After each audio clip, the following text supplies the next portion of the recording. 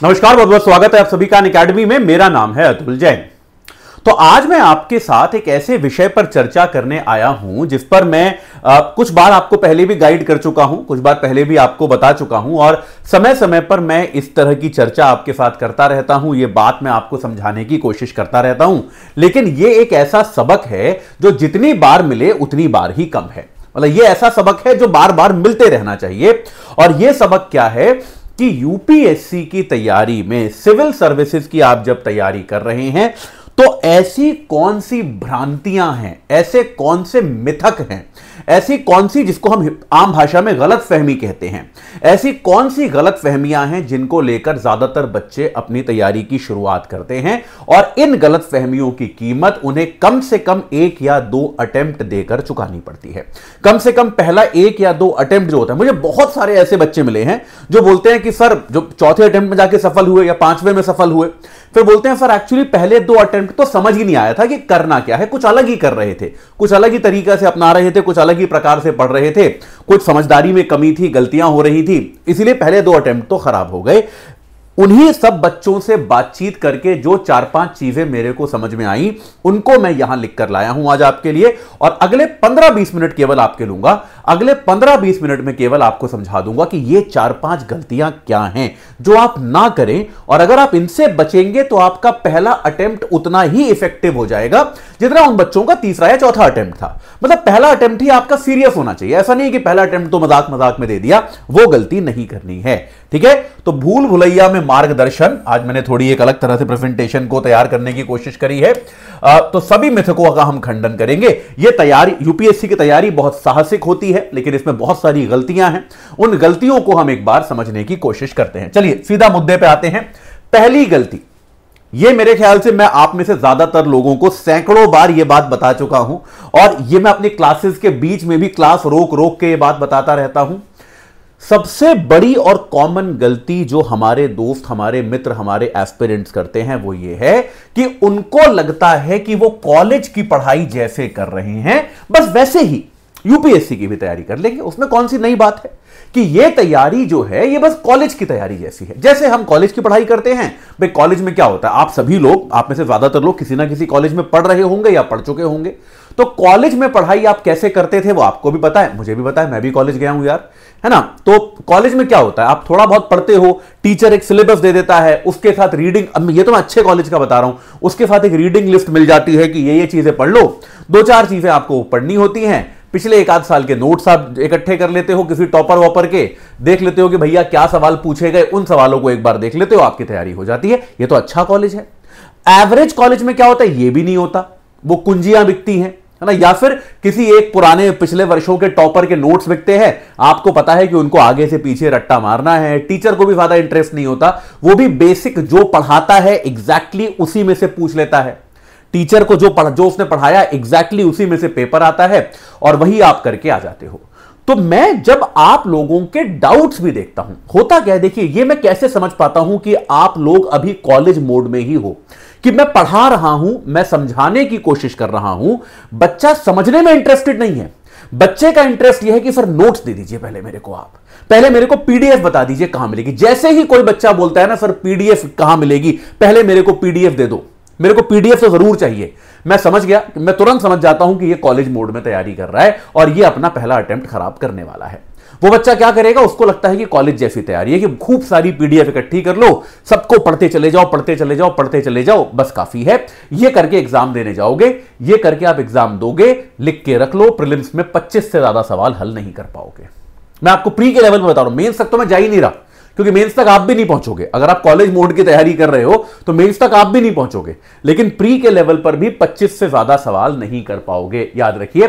देखिए आपके कॉलेज में काफी हद तक रटना जो है वो एसेंशियल था। मैं आपको आईआईटी के बारे में बता सकता हूं बेटा, मैं आईआईटी गया हूं, आईआईटी में भी आपको बहुत सारी चीजें, क्या होता है, हम जब पहले सेमेस्टर में नए नए आईआईटी जाते हैं तो यार बड़ा अजीब तरह का ना वो रियल अलजेब्रा होता है, वो समझ में ही नहीं आता। मतलब क्वेश्चंस होते हैं 3-3 पेज के, प्रूफ होते हैं कि आपको क्या प्रूव करना होता है कि 2 + 2 = 4, ये प्रूव करना होता है। अब यार आईआईटी जेई की तैयारी का मैथ तो जनरल मैथ सब हम पढ़ के गए थे, ये सब प्रूव करना होता है आपको, और इसके दो दो तीन तीन पेज के प्रूफ्स हैं। इसमें किसी में एप्सिलॉन जोड़ो, किसी में डेल्टा जोड़ो, भगवान जाने क्या होता है।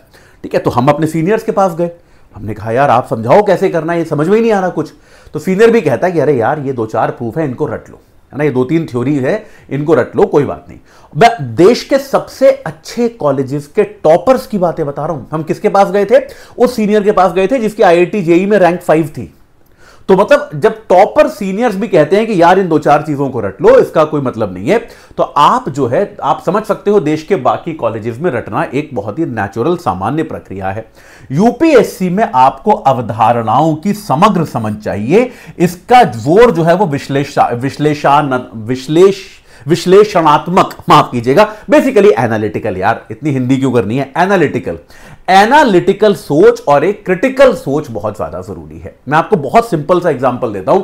अगर आप एक सामान्य कॉलेज में मान लीजिए पॉलिटिकल साइंस पढ़ रहे हैं, तो वो आपसे यह पूछेगा कि राष्ट्रपति के चुनाव को कैसे कराया जाता है, उसकी चर्चा कीजिए, यह पूछेगा आपसे। यूपीएससी आपसे यह पूछेगा कि राष्ट्रपति का चुनाव जो है वो भारत की संघात्मक व्यवस्था के प्रति न्यायप्रिय कैसे नहीं है, यह बताइए। यानी कि आपको राष्ट्रपति के चुनाव की प्रक्रिया को न सिर्फ, अब पहले वाले में आप रट्टा मार के जा सकते हो, राष्ट्रपति का चुनाव होता है, ये लोग वोट डालते हैं, इनके वोट की कीमत इतनी होती है, इनके वोट की कीमत इतनी होती है, रट्टा मारा, काम खत्म हो गया।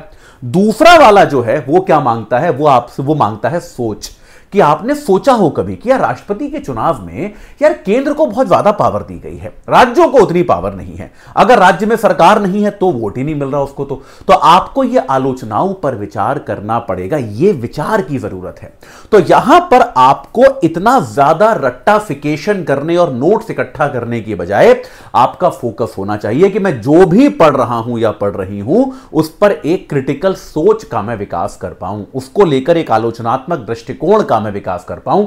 यह तब होगा जब आप लेक्चर में टीचर की बात सुनोगे, है ना। यह बहुत कॉमन मिस्टेक मैंने बहुत ज्यादा देखी है। मतलब मैं तो हर बार बोलता हूं कि आप भले ही मत लिखो, मेरी सुन तो लो जो मैं कह रहा हूं, लेक्चर को सुनो तो सही। केवल शुरू होता है lecture, sir PDF PDF PDF PDF, अरे भाई पीडीएफ दे दूंगा, पहले जो पढ़ा रहा हूं उसको तो सुन लो, वरना तो सारे पीडीएफ ही दे दूंगा, लेक्चर की जरूरत क्या है। तो कृपया कॉलेज मोड से बाहर निकलें, यह तैयारी कॉलेज मोड में नहीं होगी। दूसरी प्रॉब्लम क्या है कि डूम रीडिंग ही तरीका है। डूम्स रीडिंग क्या होता है, इसको सही से लिखा नहीं है, डूम्स रीडिंग। डूम रीडिंग क्या है? डूम रीडिंग होता है जो हम में से बेटा बहुत लोग करते हैं। मेरे पास हर महीने कम से कम ऐसे 10-12 ईमेल आते हैं जहां पर बच्चे कहते हैं कि सर मैं दिन में 10 घंटे पढ़ रहा हूं, लेकिन मेरा कुछ समझ में नहीं आ रहा, मतलब कुछ हो नहीं रहा है। मैं आज के दिन में 10 घंटे पढ़ा, कल पढ़ने बैठा तो कुछ याद ही नहीं है, कुछ समझ ही नहीं आ रहा। ये आप में से भी कई लोगों के साथ होता होगा। ये क्या है? ये डूम रीडिंग है। डूम रीडिंग का मतलब क्या है? ये हमारे साथ भी होता था जब मैं स्टूडेंट था, तो आपको इसकी तरफ सचेत रहना पड़ेगा। ये कॉन्शियस आपके दिमाग में होना चाहिए हमेशा। केवल किताब खोलकर बैठे रहना काफी नहीं है। डूम रीडिंग वो होता है कि आप कभी कभी, हमारे साथ होता है कि नहीं होता, कि आप कुछ मतलब किताब खोल के बैठे। मेरे साथ अखबार पढ़ते हुए कई बार ये पहले होता था, अब तो मैं ऑनलाइन पढ़ता हूं। पहले जब मैं अखबार मंगाता था हार्ड कॉपी, तो मैं अखबार पढ़ रहा हूं, मैंने एक आर्टिकल पढ़ा, लेकिन मैं शब्द मैं पढ़ रहा हूं कि द हिंदू में लिखा हुआ है कि today in Lok Sabha this was discussed, this happened, मैं पढ़ रहा हूं, लेकिन मेरा दिमाग उधर नहीं है। मैं पढ़ रहा हूं, शब्द जो है वो मेरे दिमाग में जा रहे हैं, लेकिन मैं रजिस्टर नहीं कर पा रहा। हम में से बेटा बहुत लोग ऐसे होते हैं जो दिन के 10-10 घंटे पढ़ते हैं, लेकिन वो डूम रीडिंग है। यानी कि हम क्या कर रहे हैं? केवल किताब के पन्ने पलटे जा रहे हैं, पढ़े जा रहे हैं। मतलब इसका सिंपल सा चेक यह है कि जब आपका एक पन्ना खत्म हो, तो आप लोग अपने आप से पूछिए कि यार इस पन्ने में कौन से 1-2 इंपॉर्टेंट बातें थी जो मेरे को पता चली, है ना। ये मतलब ये आप अपने आप से पूछिए, ये चेक कीजिए अपने आप को कि कहीं मैं डूम रीडिंग तो नहीं कर रहा हूं। आप जैसे कोई किताब पढ़ रहे हैं, एक पेज पढ़ा तो एक बार पन्ना पलटने के पहले 1 सेकंड रुकिए, किताब से नजर उठाइए और सोचिए कि यार कौन से 1-2 इंपॉर्टेंट पॉइंट थे जो इस पेज में मेरे को मिले। ये पॉइंट आपको मिल गए, मतलब आप डूम रीडिंग नहीं कर रहे हैं, आगे बढ़ जाओ। अगर ये आपको पूरे पन्ने में एक पॉइंट नहीं मिला, मतलब आपने डूम रीडिंग करी है। बेहतर है किताब बंद करो, थोड़ी देर के लिए उठ जाओ, ब्रेक लो, 10 मिनट चक्कर मारो, एक दो गाने सुनो, म्यूजिक सुनो, ब्रेक लो, दोस्तों से बात करो, फिर पढ़ने बैठो। डूम रीडिंग में घंटे खराब हो रहे हैं, पढ़ाई कुछ हो नहीं रही है। यह बहुत कॉमन आदत है, इसको बदलने की जरूरत है। डूम रीडिंग एकदम, यह सबसे बड़ी बीमारी है यूपीएससी एस्पिरेंट्स की, जो जिससे आपको निजात पाना है, जिससे आपको मुक्ति पानी है। अच्छा, बीच में आपको बता दूं भाई, अगर आप अनअकैडमी से जुड़ना चाहते हैं अपनी तैयारी के लिए, पूरी तरह से एकदम फोकस्ड तैयारी, जो एकदम रेजर शार्प फोकस के साथ कराई जाएगी। अनअकैडमी की तैयारी एकदम रेजर शार्प होती है, याद रखिएगा। पूरी तरह से एग्जाम फोकस, केवल 19,999 रुपए में आपको सब्सक्रिप्शन मिल सकता है अभी अनअकैडमी का, अगर आप अतुल जैन कोड लगाएंगे। यह प्राइस जो है हाईली डिस्काउंटेड प्राइस है, केवल 31 तारीख तक है, याद रखिएगा। 1 अगस्त से यह दाम बढ़ जाएगा। पूरे प्रीलिम्स की तैयारी, पूरे मेंस की तैयारी, पूरे इंटरव्यू की तैयारी आपका, और इसके अलावा प्री और मेंस दोनों की टेस्ट सीरीज और पूरा सीसैट आपको इसमें मिलेगा। अभी 31 तारीख से हमारे बहुत सारे नए बैचेस शुरू हो रहे हैं। हिंदी भाषा में संभव बैच शुरू हो रहा है, बाइलिंगुअल में नींव और आरंभ शुरू हो रहा है, इंग्लिश में फाउंडेशन बैच शुरू हो रहा है। जिस भी बैच से आप जुड़ना चाहते हैं, अनअकैडमी में आप सब्सक्रिप्शन लेते हैं तो आप किसी भी बैच से जुड़ सकते हैं, सारे बैचेस से जुड़ सकते हैं। तो आज ही सब्सक्राइब कीजिए, अपने पैसे बचाइए और तैयारी को एक सही, एकदम सॉलिड, रेजर शार्प फोकस दीजिए एग्जाम के पर्सपेक्टिव से। चलिए अगली प्रॉब्लम की तरफ चलते हैं, अगले मिथ की तरफ चलते हैं। यह एक बड़ा, देखो मुझसे जो नए एस्पिरेंट्स होते हैं सबसे ज्यादा यही सवाल पूछते हैं कि सर कितने घंटे पढ़ाई करूं, मैं कितने घंटे पढ़ाई करूं। यह एक सबसे कॉमन सवाल है। मेरा उनसे काउंटर सवाल यह होता है कि आप कितने घंटे इफेक्टिवली पढ़ सकते हो। देखो इसमें क्या होता है ना, घंटे का कोई नियम नहीं है कि आप एग्जैक्टली इतने घंटे पढ़ो। मैं ऐसे लोगों से मिला हूं जिन्होंने 14 घंटे पढ़ के एग्जाम निकाला है। मैं ऐसे लोगों से मिला हूं, विश्वास नहीं करेंगे आप, जिन्होंने 4 से 5 घंटे पढ़ के भी ये एग्जाम और डबल डिजिट रैंक के साथ क्रैक किया है, मतलब 100 के नीचे की रैंक के साथ क्रैक किया है पहले अटेम्प्ट में या दूसरे अटेम्प्ट में। मैं ऐसे लोगों को भी जानता हूं। तो पॉइंट यह है, देखो इसमें ना आपको कई सारी चीजों पर ध्यान देना पड़ेगा। पहली चीज तो क्या है कि आपकी क्षमता कितनी है। भाई आप जिंदगी में, देखो लक्ष्य ना ऐसे मत बनाओ कि आज आप एकदम अनफिट हो और आपने सोच लिया कि अगले हफ्ते में मैराथन भाग लूंगा। ऐसा लक्ष्य बनाओगे तो फालतू में कहीं चोट ही लग जानी है ना। आप जो है भाई, आप एकदम अनफिट हो, कभी जिंदगी में आप आधा किलोमीटर नहीं भागे। आपने सोचा कि अगले हफ्ते जो है मैराथन हो रही है, हाफ मैराथन है 21 किलोमीटर की, उसमें दौड़ूंगा। क्या ये प्रैक्टिकल लक्ष्य है? प्रैक्टिकल लक्ष्य नहीं है भाई। अगर आप अभी बिल्कुल नहीं भागे हो तो पहले आपका टारगेट होना चाहिए 2 किलोमीटर, फिर 3, फिर 5, फिर 10, फिर आप धीरे धीरे 21 पे जाओगे। एक प्रोसेस है ना यार, ताकि आपका शरीर जो है उसके लिए तैयार हो पाए। तो बहुत सारे बच्चे ऐसे होते हैं कि स्कूल कॉलेज में कभी ज्यादा पढ़ाई करी नहीं, जिंदगी में कभी 2 घंटे से ऊपर पढ़ने बैठे नहीं। अब आप अचानक से बोलोगे अब सर मैं 10 घंटे पढ़ूंगा, तो आप नहीं पढ़ पाओगे। आप विश्वास रखिए, आप फ्रस्ट्रेट होगे, आप डूम्स रीडिंग करोगे, आप नहीं पढ़ पाओगे। आप अपनी पढ़ाई के घंटों में ग्रेजुअल इंक्रीज कीजिए। डूम्स रीडिंग के 10 घंटे का कोई मतलब नहीं है। इफेक्टिव स्टडी के अगर आप रोज के 4 से 5 घंटे का भी औसत निकाल रहे हैं, 5 घंटे रोज का अगर आप औसत निकाल रहे हैं, मतलब हफ्ते में 35 घंटे का अगर आप औसत निकाल रहे हैं, तो आप कर सकते हैं, पर वो इफेक्टिव होना चाहिए। याद रखिए, मैं बार बार कह रहा हूं कि भाई आपका जो है, आपका प्रभावी अध्ययन जो है, मतलब आप कितनी गुणवत्ता की पढ़ाई कर रहे हैं, मेरे विचार में 80% मैटर यह करती है, और आप कितने घंटे दे रहे हैं ये 20% मैटर करता है कि आप जो पढ़ रहे हैं उस पर फोकस कर रहे हैं, उस पर सोच रहे हैं या नहीं, उसको रिवाइज कर रहे हैं या नहीं। सबसे इंपॉर्टेंट चीज, ये तो मैं बदनाम हूं इस चीज के लिए कि मैं इतना ज्यादा रिवीजन करने को कहता हूं कि मैं, मतलब शायद मैं लाखों बार आपसे कह चुका हूं कि इतना पढ़ो और उसको 10 बार रिवाइज करो, ये ज्यादा इफेक्टिव है बजाय इसके कि आप इतना सारा पढ़ो और उसे कभी रिवाइज ना करो। कम पढ़ो, ज्यादा रिवाइज करो, ज्यादा काम आएगा। ठीक है, तो ये घंटे मैटर नहीं करते, आप कितने घंटे प्रभावी तौर पे पढ़ सकते हैं, ये आपके लिए एक सही तरीका है, आपको समझने का सही तरीका है, ये आपको लगाना चाहिए। ये बात समझ में आई कि नहीं आई? तो इफेक्टिवली अगर आप पढ़ेंगे, आप ये करेंगे कि भाई आप कितना रिवीजन करेंगे, वो बहुत ज्यादा इंपॉर्टेंट है। उसके बजाय अगर आप 10 घंटे यूं ही रैंडमली बैठे हुए हैं, है ना, जैसे यहां मैंने लिखा भी है कि एक सुव्यवस्थित 2 घंटे का सत्र 10 घंटे के अनियोजित सत्र से अधिक उत्पादक हो सकता है। प्लान करके 2 घंटे पढ़ रहे हो, ढंग से कायदे से पढ़ रहे हो, पूरा फोकस है, समझ में आ रहा है। और सबसे बड़ी दिक्कत, यह चीज आपके साथ नहीं है। जब पढ़ रहे हो तो ये चीज आपके साथ नहीं है, ये मोबाइल फोन आपसे दूर है, ये बहुत ज्यादा जरूरी है कि भाई डिस्ट्रैक्शन फ्री पढ़ रहे हो। ऐसा नहीं कि बीच में फोन आ रहा है, बीच में व्हाट्सएप भी देख रहे हो, 5 मिनट इंस्टाग्राम भी देख लिया, ये सब नहीं। बिना एकदम फोकस करके सारे डिवाइसेस, सारा डिस्ट्रैक्शन हटा के अगर ढंग से पढ़ रहे हो 2 घंटे, वो आपको ज्यादा आउटपुट देगा 10 घंटे से। तो घंटों पे मत जाओ, टारगेट पे जाओ कि आज का ये टारगेट है, क्वालिटी तरीके से इसको खत्म करना है, जितना समय लगेगा, उसमें घंटों की बात नहीं करनी। यार ये आजकल एक नया ट्रेंड चला है, इसीलिए मुझे ये पॉइंट ऐड करना पड़ा। एक है सोशल मीडिया और एक है ग्रुप स्टडी। हम में से बहुत लोगों को लगता है कि सर सोशल मीडिया पर तो मैं केवल पढ़ने आता हूं। लोग बोलते हैं सर मैं तो सोशल मीडिया पे पढ़ने आता हूं, बड़ी अच्छे अच्छे टीचर्स जो हैं वो शॉर्ट्स बनाते हैं, रील्स बनाते हैं। मैं इनकार नहीं कर रहा, मैं भी बनाता हूं, कई सारे और टीचर्स बनाते हैं जिनके एजुकेशनल भी होते हैं, मैं इनकार नहीं कर रहा कि अच्छी बात है ना। अगर आप 1 मिनट में या जो भी 3 मिनट तक का लिमिट होता है मेरे ख्याल से यूट्यूब शॉर्ट का, टेक्नोलॉजी मेरे को उतनी पता नहीं, लेकिन शायद 3 मिनट के अंदर की लिमिट होती है, उसमें अगर कोई टीचर आपको कॉन्सेप्ट अच्छे से समझा पा रहा है, ग्राफिक दिखा पा रहा है, तो बहुत अच्छी बात है, कोई बुराई नहीं है, बिल्कुल सही बात है। लेकिन आप लोग ईमानदारी से बताओ कि आप किसी टीचर का शॉर्ट देखने के लिए आते हो या रील देखने के लिए आते हो, तो क्या वो वाला शॉर्ट या वो वाला रील देख के रुक जाते हो? ईमानदारी से बताना। या फिर उसके बाद फिर आप पंचायत के क्लिप्स देखने बैठ जाते हो, उसके बाद आप क्या है वो स्पेशल ऑप्स 2 के क्लिप्स देखने बैठ जाते हो, सैयारा के गाने पर मोदी जी और मोदी जी का जो एआई वर्जन आया है उसके क्लिप देखने बैठ जाते हो। ये सब हो जाता है कि नहीं हो जाता? ये हो जाता है। और ये मतलब ये आपके साथ नहीं होता, ये मेरे साथ भी होता है। भाई मैं भी देखता हूं दूसरे टीचर्स क्या कंटेंट बना रहे हैं, मैं भी देखता हूं, भाई हम भी टीचर्स हैं यार, हमको पता रखना पड़ता है। अच्छी बात है ना, कई बार हम भी प्रेरित होते हैं कि यार वो वाले सर कितना अच्छा कंटेंट बना रहे हैं यार, हम भी बनाते हैं, तो हम प्रेरित होते हैं। लेकिन जब मैं एक 40 साल का आदमी होकर दुनिया में तमाम तरह के एक्सपीरियंस के बाद मैं अपने आप को डिस्ट्रैक्शन फ्री नहीं कर पाता, तो आपके लिए यह करना मुश्किल है। इस बात को समझिए। अगर आप उतना कंट्रोल कर सकते हैं तो बहुत बढ़िया बात है, फिर तो आप कीजिए, कोई दिक्कत नहीं है। अदरवाइज सोशल मीडिया को पढ़ाई के घंटों में काउंट मत कीजिए।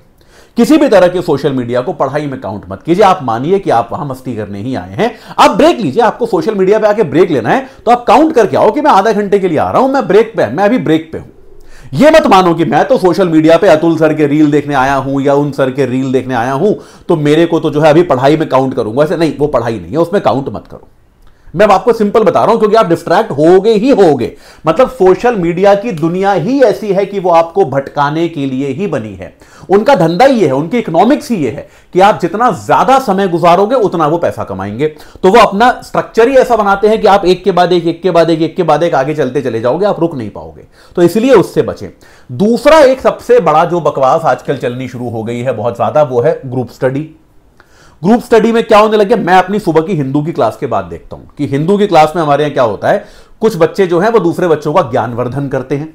अब भाई वो क्यों करते हैं भगवान जाने, मैं नहीं जानता, लेकिन कुछ विद्यार्थी दूसरे विद्यार्थियों का ज्ञानवर्धन करने में ज्यादा इंटरेस्ट लेते हैं। मतलब वो इतना फ्रेंटिकली इतने बड़े बड़े कमेंट टाइप करते हैं कि मुझे डाउट होता है कि वो मेरी क्लास वो तो सुन ही नहीं रहा, वो तो बेसिकली दूसरे बच्चों की प्रॉब्लम सॉल्व कर रहा है। फिर वहीं पर उस क्लास में मैं देखता हूं चैट में योजनाएं बनती हैं कि क्लास के बाद चैट तो लाइव रहता ही है कुछ देर तक, तो आप एक काम करना, रुक जाना क्लास के बाद, हम लोग चैट पे डिस्कशन करेंगे, ग्रुप डिस्कशन करेंगे।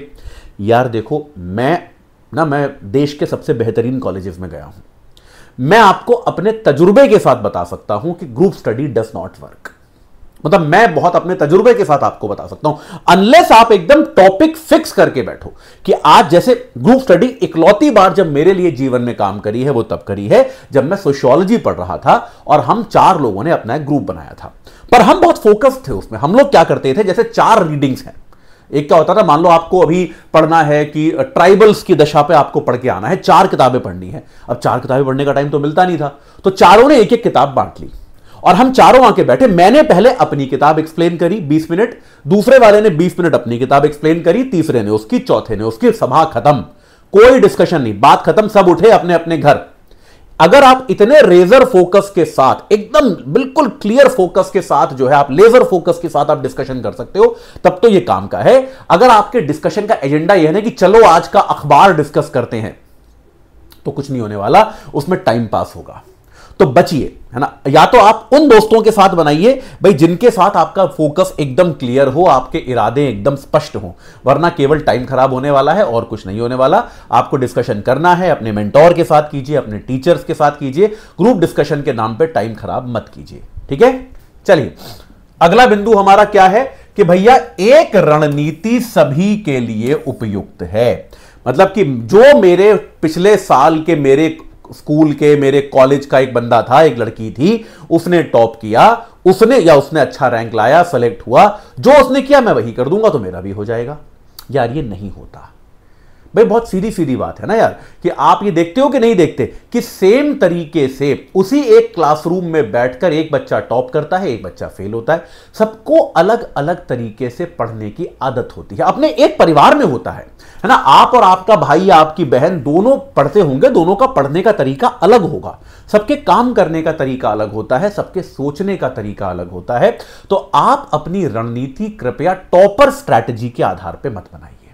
यार वो टॉपर हो सकता है उसको किताबें बहुत पढ़ने का शौक हो, वो 50 किताबें पढ़ सकता हो, क्योंकि टॉपर आपको ये तो बता सकता है। देखिए होता क्या, गलती क्या होती है, लोग बोलते टॉपर बोलता है मैंने लक्ष्मीकांत पढ़ी, मेरा तो सारा हो गया पॉलिटी उसमें से। प्रॉब्लम क्या है, लक्ष्मीकांत पढ़ के उसका हो गया क्योंकि उसको जनरली इंडियन पॉलिटी बहुत ज्यादा पहले से भी आती थी।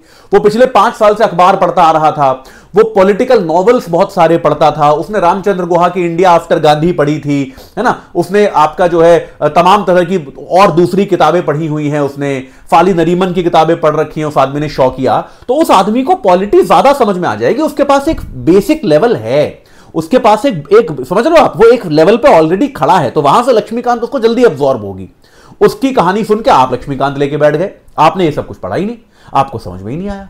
अब आपको अगर समझ में नहीं आया तो भाई क्या प्रॉब्लम होगा, आपको बहुत बड़ी चिंता इसमें आ जाएगी, आपको यह समझ में ही नहीं आएगा। तो अपनी समझ देखिए और अपने आप को लेकर ना सही असेसमेंट रखिए कि यार मुझे कितना आता है, मैं कितना समझदार हूं, कितना ब्राइट हूं, इसको लेकर एक सही जानकारी होना बहुत जरूरी है। उसके आधार पर ही आप अपनी रणनीति बनाइए।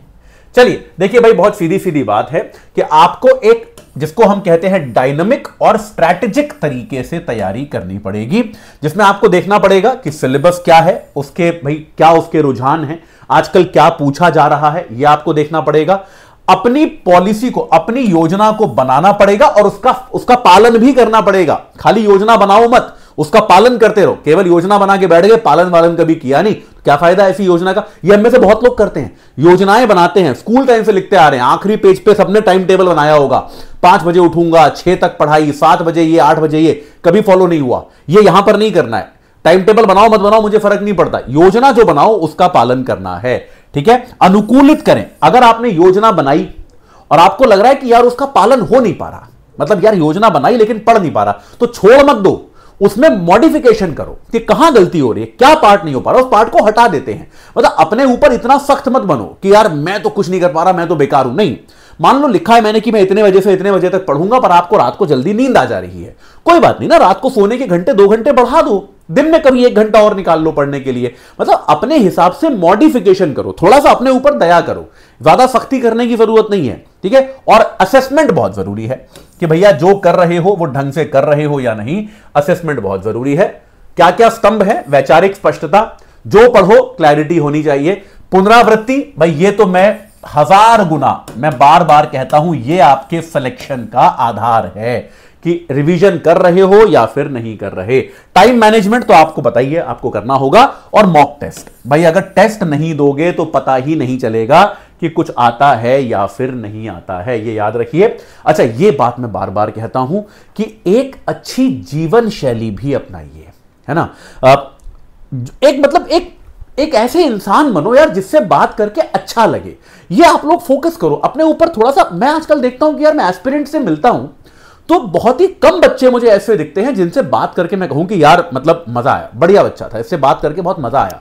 वो कैसे होगा, जब आप एक प्रसन्नचित्त व्यक्ति होंगे, आपका जो व्यक्तित्व है वो राउंडेड होगा। थोड़ा मतलब आप प्राणायाम कीजिए, थोड़ा सा एक्सरसाइज कीजिए, थोड़ा हेल्दी खाना खाइए, थोड़ा मतलब आप बाहर जाइए, दोस्तों से मिलिए, सामाजिक रहिए, फिल्में देखिए, मतलब एक सामान्य जीवन रखिए। लंबी तैयारी है, ऐसा मत कर दीजिए कि बस हम दरवाजा बंद करके पढ़ते हैं सर हम 20 घंटा रोज का, वो सब मूर्खता मत करिए, उससे कुछ नहीं होने वाला।